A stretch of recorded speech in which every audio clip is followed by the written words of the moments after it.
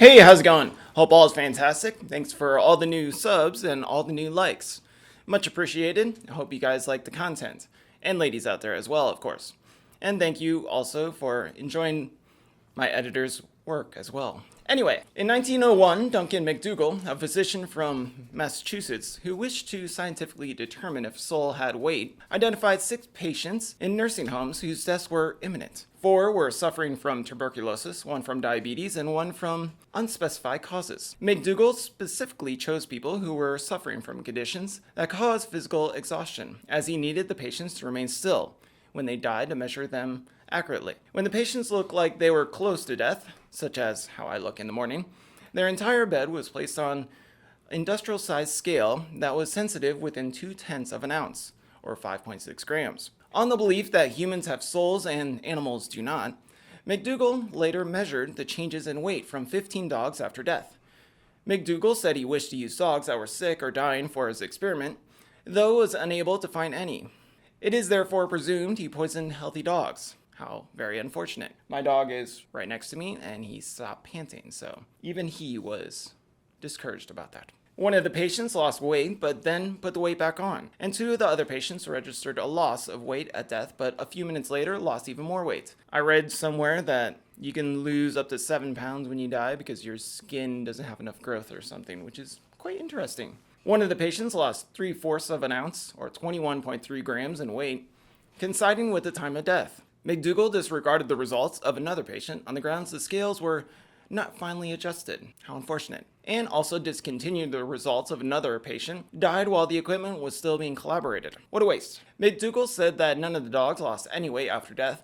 While McDougall believed that the results from his experiment showed the human soul might have weight, his report, which was not published until 1907, stated the experiment would have to be repeated many times before any conclusion could be obtained. Like any good scientist, McDougall's experiment had been rejected by the scientific community, and he has been accused of both flawed methods and outright fraud in obtaining his results. Noting that only 1 of the 6 patients measured supported the hypothesis that he had, Carl, one of the people watching over him, has stated the experiment is a case of selective reporting, as McDougall ignored the majority of the results.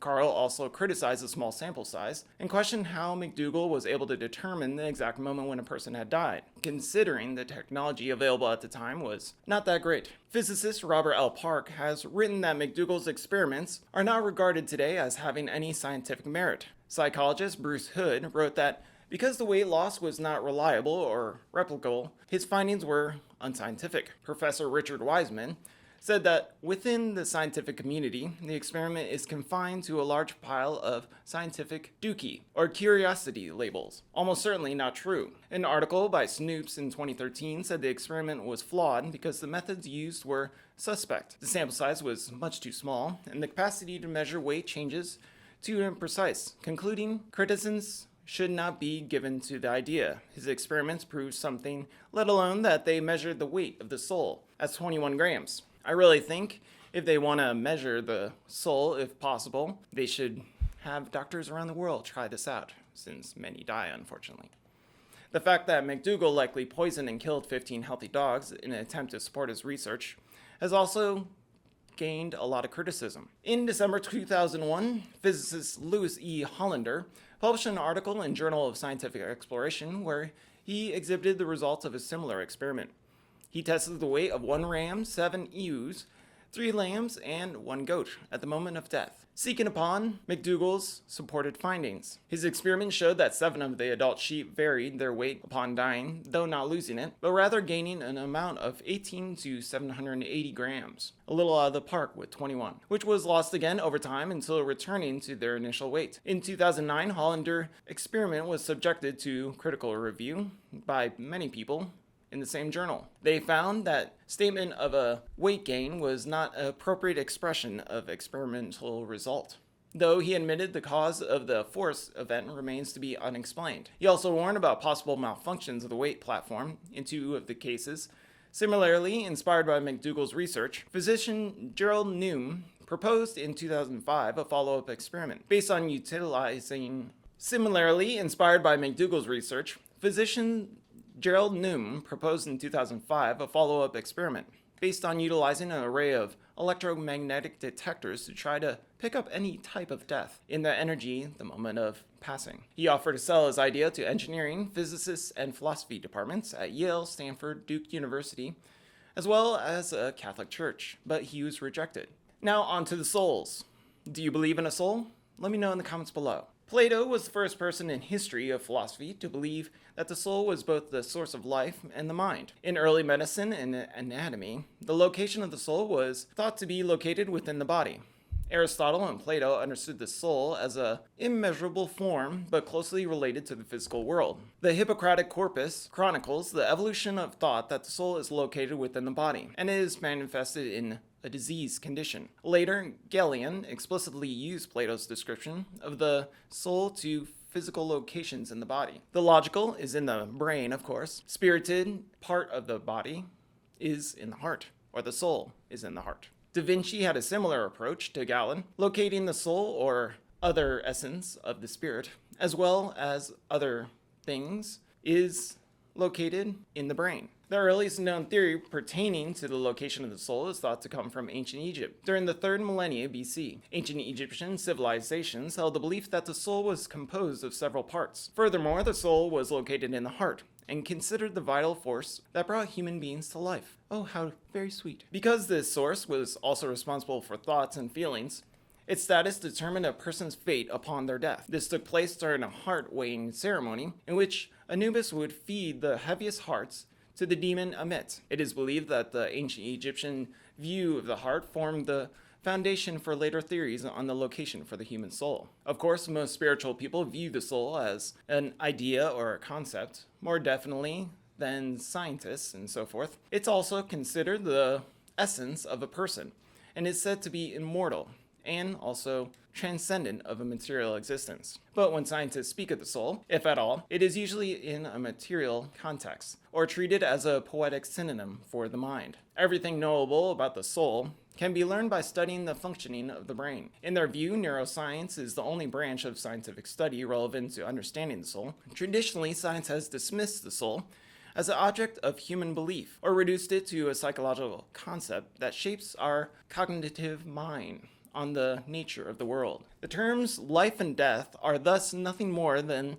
the common concepts of biological life and biological death. The animating principle is simply the laws of chemistry and physics. You and all poets out there and philosophers have ever lived are just dust orbiting the core of the Milky Way galaxy, probably. Recently, biocentrism,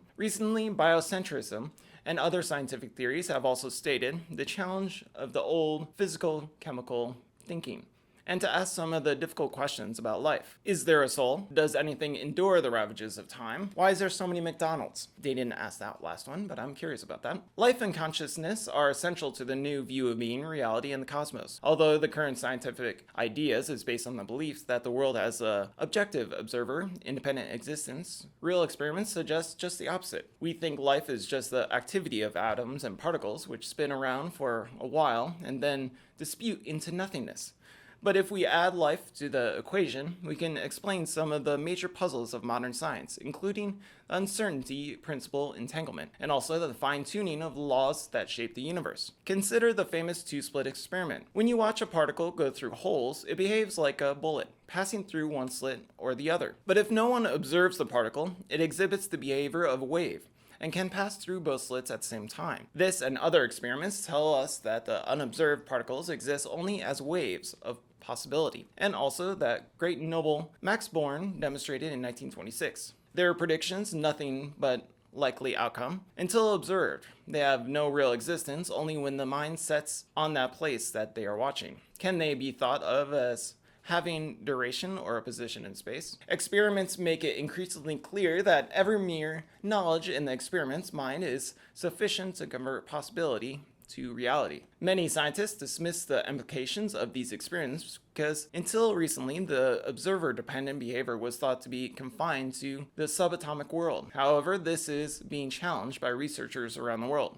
In fact, recently, a team of physicists showed that quantum weirdness also occurs in the human scale world as well. They studied huge compounds composed of up to 430 atoms and confirmed that this strange quantum behavior extends into the larger world we live in as well. So, in all, what do you think of the soul? Is it possible that it is in quantum level and we can't see it until we have a big enough microscope? Or maybe, what's your idea of an afterlife? Do you want to be reborn? Do you want to go to heaven? What would you like to do? Curious on your comments below. Thanks. Have a great one. Bye.